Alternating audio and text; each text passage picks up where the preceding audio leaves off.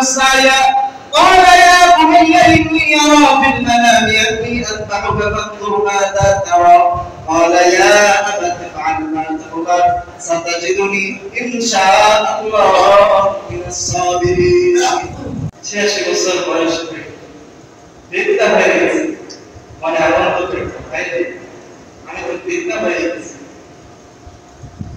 আমার এখন সন্তান নাই আল্লাহর কাছে একটু করি কোনদিন আল্লাহর কাছে কি করেন নাই ফরিয়াদ করেন নাই একটু ফরিয়াদ করি 86 বছর বয়সে আল্লাহর কাছে দোয়া করে বসে রব্বি হাবিলি মিনাস সালিহিন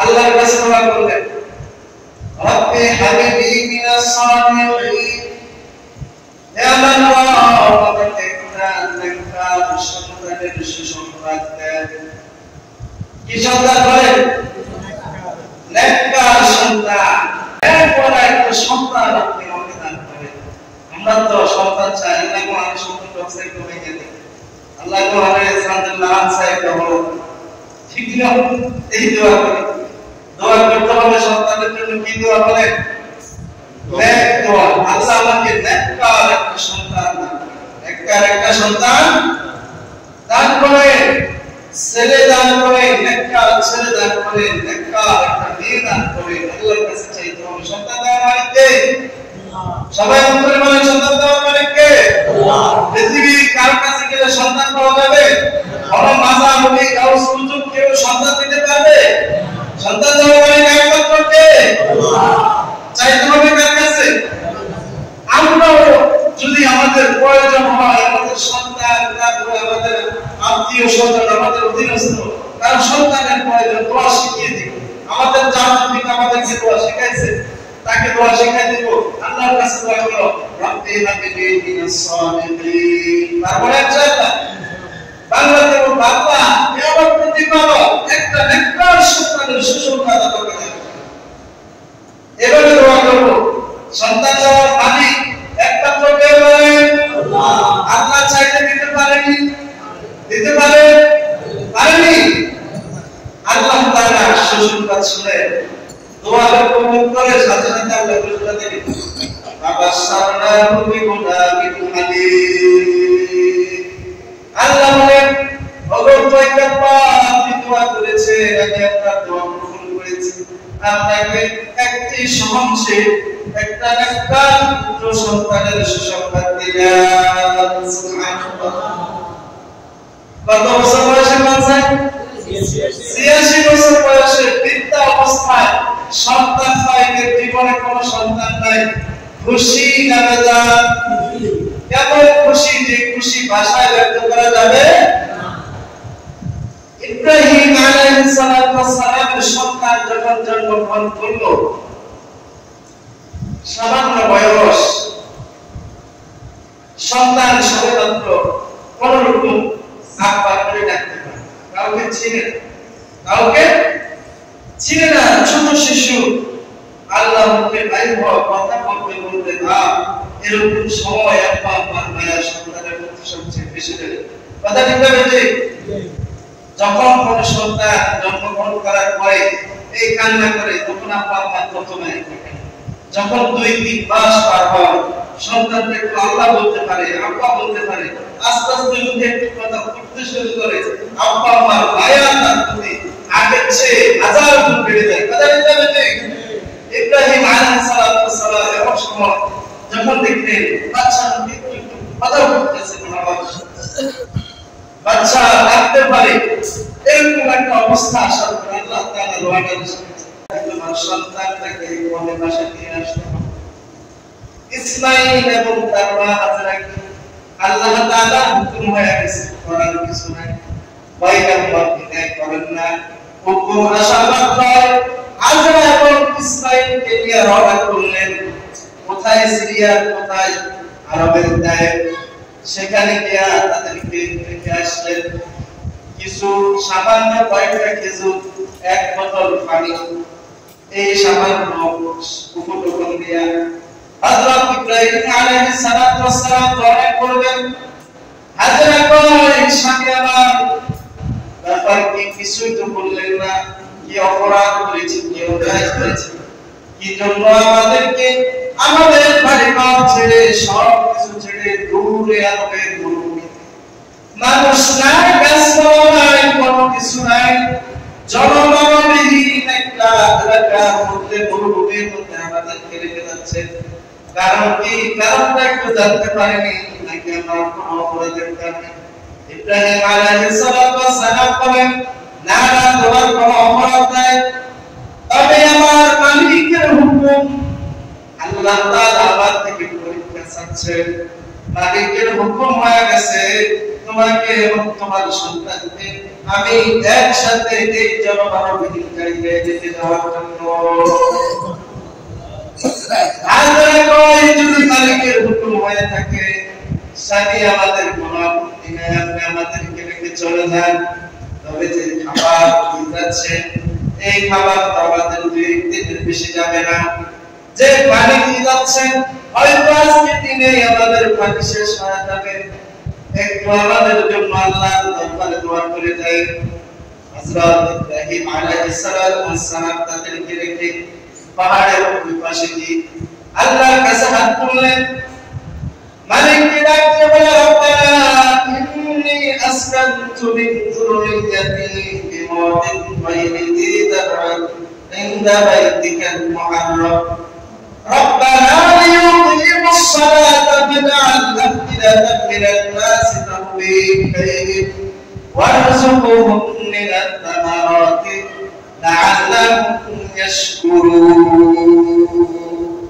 ইব্রাহিম আলাইহিস সালাম বলে, ও রব্বি, আপনার হুকুম করে রাখতে আমার সন্তান, আমার স্ত্রী, আল্লাহ জনমানবহীন জায়গা, ঘর নাই, বাড়ি নাই, পানি নাই, খাবার নাই, একবারে মরুভূমির মধ্যে আমি রেখে যাচ্ছি, যেখানে কোনো মানুষ বলতে নাই, পশু পাখি বলতে নাই, এমন একটা মরুভূমির মধ্যে।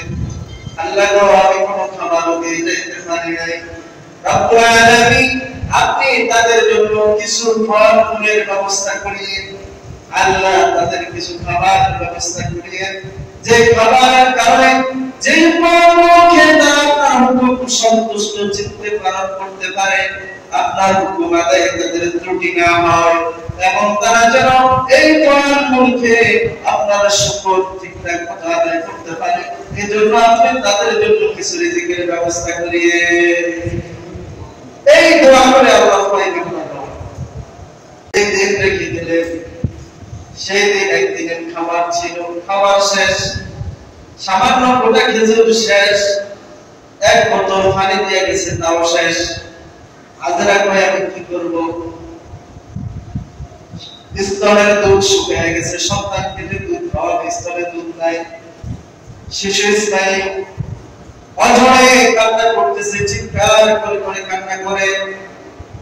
হাজরা কয়, আমি সহ্য করতে না পেরে এক পর্যায়ে আমার জিহ্বাটা শিশু ইসমাইলের মুখের মধ্যে ঢুকিয়ে দিলাম। আমার জিহ্বা শুষতেছে, এক পর্যায়ে আমার জিহ্বা তো শুকনো হয়ে গেছে, আমার জিহ্বায় আর কোনো রান্না না। কি খাবো? কোনো খাবারের ব্যবস্থা নাই। ইসমাইল কান্না করে, খাবারের ব্যবস্থা নাই। হাজরা এই দিক সেই দিক ছোটাছুটি শুরু করলো, কোথায় গেলে একটু পানি পাওয়া যায়, একটু খাবার পাওয়া যায়। হাজরা তাকিয়ে দেখলো রোদের চিকচিক, মরুভূমির মধ্যে যখন রোদের কিরণ পড়েছে, একটু দূরে চিকচিক করে মহামরিতে এখানে পানি আছে, পানির মতো মনে হয়। হাজরা দৌড়তেছে ওইদিকে, জায়গা দেখে পানি রোদের কারণে চিকচিক করে, সেখানে দাঁড়িয়ে দেখে আলো সামনে, আরেক জায়গায় চিকচিক করতেছে, মনে হয় যেন পানি। আবার সেদিকে দৌড়, জায়গা দেখে পানি চিকচিক করে, সেখানে দাঁড়িয়ে দেখে আবার সামনে চিকচিক করে। এরকম যাইতে যাইতে যাইতে যাইতে 7টা ঘোড়া দিয়েছে। কয়টা দৌড়? 7 দৌড়। কয়টা দৌড় দিছে বলেন? 7টা দৌড় দিছে। 7টা দৌড় দেওয়ার পরে কে যেন দৃশ্য থেকে আওয়াজ দিল, হাজরা তুমি কি জন্য ছোটাছুটি করছো, তোমার কি প্রয়োজন? বলে তুমি কে? আমি তো জানি না। আমাদেরকে এখানে আল্লাহ রেখে দিয়েছেন, আমাদের পানির ব্যবস্থা নাই, খাবারের ব্যবস্থা নাই, কোনো ব্যবস্থা নাই। এখন তোমার কিসের সম্পর্ক? আমার পানি হইলে চলে। কি হলে চলে? হযরত জিবরীল আলাইহিস সালাতু ওয়াস সালাম বলে, আমি আল্লাহর ফেরেশতা হযরত জিবরীল, আমি এসেছি তোমাদের পানির বন্দোবস্ত করার জন্য। শিশু ইসমাঈল আলাইহিস সালাতু ওয়াস সালাম যেখানে বসা, তার পায়ের দোকান। জিবরাইল আলাইহিস সালাতু ওয়াস সালাম তার হাতে একটু থাবা মারলেন, সেখান থেকে মাটি গরম হয়ে গেল, আর সেই মাটি থেকে পানি উঠা আরম্ভ করে দিল। পানি উঠতে উঠতে উঠতে উঠতে এমন ভাবে পানি শুরু হয়েছে, পানি আর ওই গর্ত ভরপুর হয়ে চতুর্দিকে চলা শুরু করলো। হাজরা কয় তার মাতৃভাষায়, জাম জাম, অর্থাৎ থাম থাম, এই পানি এখানে থেমে যাও। পানি ভূমি ওইখানে থেমে গেল। আজ পর্যন্ত ওই পানি ওইভাবে আছে, কিয়ামত পর্যন্ত ওই পানি ওইখানে থাকবে। বলেন সুবহানাল্লাহ। যে পানিটাকে আমরা বলি জামজামের পানি, কিসের পানি? জামজামের পানি। ওই জামজামের পানির মধ্যে আল্লাহ রাব্বুল আলামিন এমন শিফা রেখেছে। আল্লাহর হাবিব সাল্লাল্লাহু আলাইহি ওয়াসাল্লাম বলেন, কোন মানুষ যদি নিত্য জামজামের পানি ব্যবহার করে, পানি পান করে, ওই ব্যক্তির দেহে কোনো রোগ স্পর্শ করতে পারে না। জামজামের পানি এমন পানি, যে পানি খাইলে শুধু তৃষ্ণা মিটে এমন নয়, ওই পানি যদি কেউ পান করে তৃষ্ণার সাথে সাথে তার ক্ষুধাও মিটে। এবং পৃথিবীর বিজ্ঞানীরা বারবার ওই পানি পরীক্ষা নিরীক্ষা করে দেখেছে, এত পিওর পানি পৃথিবীতে আর কোথাও পাওয়া যায় না। এই পানির মধ্যে এক দানা পরিমাণ কোনো ত্রুটি নয়, একবারে স্বচ্ছ পানি। সাহাবায়ে কেরাম মুহাম্মদুর রাসূলুল্লাহ সাল্লাল্লাহু আলাইহি ওয়াসাল্লামকে জিজ্ঞাসা করলেন, ইয়া রাসূলুল্লাহ, ইয়া হাবিবাল্লাহ, এই কূপ থেকে এত মিলিয়ন বিলিয়ন ট্রিলিয়ন পানি সারা দেশে সরবরাহ হচ্ছে, সবাই খাচ্ছে, এই পানি আসে কোথা থেকে? এই কূপের শেষ কোথায়? জনাব মুহাম্মদুর রাসূলুল্লাহ সাল্লাল্লাহু আলাইহি ওয়াসাল্লাম বলেন, ওয়া আসহাবারা, এই কূপের শেষ হচ্ছে আল্লাহর হাউজে কাউসারের সাথে। বলতে সুবহানাল্লাহ। তাহলে দুনিয়াতে একটা জান্নাতি পানি আছে, দুনিয়াতে একটা কি আছে বলে? জান্নাতি পানি। তার নাম কি? জামজামের পানি। হযরত ইব্রাহিম আলাইহিস সালাতু ওয়াস সালাম রেখে যাওয়া দুই ব্যক্তিদের মাথায় আল্লাহ তাআলা কুদরতিভাবে হযরত জিবরাইল আলাইহিস সালাতু ওয়াস সালামের মাধ্যমে হাজরা এবং ইসমাঈল আলাইহিস সালাতু ওয়াস সালামকে আল্লাহ তাআলা দান করলেন। হাজরা পানি পেয়ে নিজেও পান করলেন, ইসমাঈলকেও পান করালেন। সন্তুষ্টির চিত্তে আল্লাহর কাছে শুকরিয়া আদায় করলেন, মনের দরবারে শুকরিয়া আদায় করলেন। আল্লাহ রাব্বুল আলামিন হাজরার চেষ্টার কারণে, শুকরিয়ার কারণে এত খুশি হয়ে গেছে, কিয়ামত পর্যন্ত যত হাজি সেখানে হজ করার জন্য যাবে, হাজরা যে জায়গায় দৌড় দিছে ওই জায়গায় যদি কোনো হাজি দৌড় না দেয়, ওই হাজির হজ কোনদিন সম্পূর্ণ হবে না। সুবহান। তারা 15 বছর সেখানে বসবাস করলেন। আল্লাহ তাআলা তাদের জন্য সিরিয়া থেকে আল্লাহ তাআলা একটা মাটি সেখানে নিয়ে গেলেন, ফল আর সহায়তা বাগান জিবরাইল আলাইহিস সালাতু ওয়াস সালামের মাধ্যমে সেখানে নিয়ে আসলেন। ফল উঠে সেখানে বিভিন্ন ইতিহাস, অনেক মানুষের এক পর্যায়ে সেখানে বসবাস করে গেছে। 15-16 বছরের মতো বয়স। এমন সময় ইব্রাহিম আলাইহিস সালাতু ওয়াস সালাম স্বপ্নের মধ্যে দেখে আল্লাহ রাব্বুল আলামিন ঘোষণা করছেন, ইব্রাহিম, তোমার আদরের বস্তুটাকে আমার রাস্তায় কুরবানি করো। তৎকালীন সময় মানুষের কাছে সবচেয়ে বেশি প্রিয় ছিল উটনি। ইব্রাহিম আলাইহিস সালাতু ওয়াস সালাম মনে করলেন, আমার তো হাজার হাজার উট আছে, মনে হয় যে উটনির কথা ওরা বলেছে, 100 উট আল্লাহর রাস্তায় কুরবানি দিলেন। কিন্তু পরদিন আবার স্বপ্নে দেখলেন, আল্লাহ তাআলা স্বপ্নে দেখালেন, ইব্রাহিম, তোমার প্রিয় বস্তু তুমি আল্লাহর জন্য কুরবানি করো। ইব্রাহিম আলাইহিস সালাম বুঝে গেলেন, না না, এই পৃথিবীতে আমার প্রিয় বস্তু তো উটনি নয়, এই পৃথিবীতে আমার সবচেয়ে প্রিয় বস্তু হলো আমার ইসমাঈল। সবচেয়ে প্রিয় বস্তু কে বলে? এত বছর বৃদ্ধা বয়সে একটা সন্তান পাইলেন, আর ওই সন্তান যখন 15-16 বছর বয়স হইল, বাপের সাথে চলাফেরা করার মতো বয়স হইল, এই পুরো বছর যে সন্তানটাকে এই শিশুকাল থেকে বাপ সংস্পর্শে নাই বাপের, এবং বাপ দেখেন নাই সন্তানটা কেমন, আজকে হঠাৎ স্বপ্নে দেখলেন এই যেই সন্তানকে 15-16 বছর আগে বনে বাস দিয়ে এসেছে, ওই সন্তানটাকে কুরবানি করতে হবে। কি করতে হবে মানে? আমরা অনেক কি পেতাম, আমরা কুরবানি করতাম, বনে বাস দিতাম, পয়গম্বর কোনো চিন্তা করলেন না, কোনো কার্পণ্যতা করলেন না, সাথে সাথে সকাল হওয়ার সাথে সাথে রওনা হয়ে সিরিয়া থেকে আবার আরবের সেই তাইফের প্রান্তরে, সেখানে গিয়ে হযরত ইব্রাহিম আলাইহিস সালাম দেখেন যে মরুভূমির মধ্যে তাদেরকে রেখে গেছে, আজকে সেটা মরুভূমি নাই, সেখানে অনেকগুলি ঘরবাড়ি দেখা যায়, যেখানে কোনো গাছপালা ছিল না, আজকে যে সেখানে ফল-ফুলের বাগান দেখা যায়, যেখানে কোনো শিশু ছিল না, একটা শিশু রেখে গেছে ইসমাঈল, আজকে সেখানে শত শত শিশু দেখা যায়। ইসমাঈল আলাইহিস সালাম শিশুদেরকে কয়, এইখানে একটা শিশু আছে, যে শিশুর নাম ইসমাঈল, তোমরা শিশুটাকে চিনো? বলে আমরা চিনি, সে তো আমাদের সাথে এখানে আড্ডা দিতে আসে, তবে সে খেলাধুলায় মিশে না, মন কেমন জানি কি যেন হারিয়ে দিচ্ছে, খুব সারাদিন চিন্তা হাত থাকে, বাপ নাই তার পিতা নাই, ওই ইসমাঈলের কথা বলছে। বলে হ্যাঁ হ্যাঁ, ওই ইসমাঈলের কথা বলছে, তাদের ঘর কোনটা? তাদের ঘরে নিয়ে যাওয়া হলো। ইব্রাহিম আলাইহিস সালাম 15-16 বছর পরে শিশু ইসমাঈল আজকে বড়, এই বড় ইসমাঈল সন্তানটাকে দেখে অজরে কান্না শুরু করে দিলেন, দুই হাত বাড়িয়ে ডাক দিলেন, সন্তান আমি তোমার বাবা ইব্রাহিম, আসো আসো আমার বুকে আসো। ইসমাঈল আলাইহিস সালাম কোনদিন দেখেন নাই, এজন্য অপরিচিত ভেবে আসতে চাই না। হাজরা বলে, যাও ইসমাঈল যাও, আমি তোমার বাবা পয়গম্বর ইব্রাহিম আলাইহিস সালাম শিশু বয়সে তিনি তোমাকে এখানে রেখে গেছেন, ইনি তোমার বাবা, যাও তুমি তার বুকে যাও। ইব্রাহিম আলাইহিস সালাম বুকে নিলেন, ইসমাঈলকে কান্না করলেন বুকে নিয়ে অনেকক্ষণ পর্যন্ত, অনেক দিন পর্যন্ত ইসমাঈলকে দেখে নাই।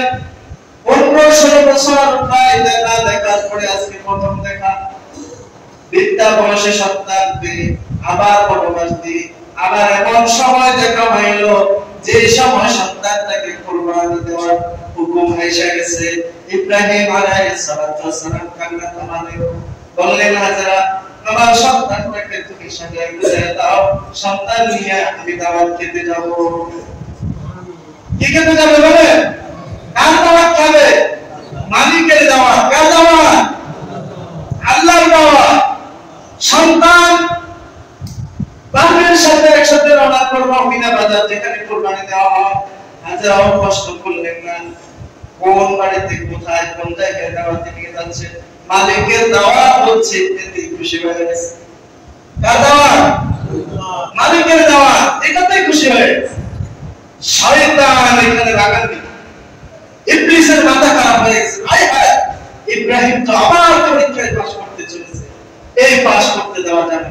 ইব্রাহিম যখন পুত্রকে নিয়ে রওনা করলেন, শয়তান সাথে সাথে হাজরাকে দিয়ে বলে, আরে হাজরা তুমি জানো নি তোমার সন্তানটাকে ইব্রাহিম করে নিয়ে যাচ্ছে, যেই মালিকের হুকুমে তোমার সন্তানটাকে তোমাকে সহকারে শিশু অবস্থায় তাইফের জমিনে মরুভূমির মধ্যে ফল ছাড়া কোন রকমের খাদ্য আসবাব ছাড়া রেখে গিয়েছিল, আর সে মালিকের হুকুমে তোমার সন্তানটাকে কুরবানি দেওয়ার জন্য ইব্রাহিম ইসমাঈলকে নিয়ে রওনা করছে।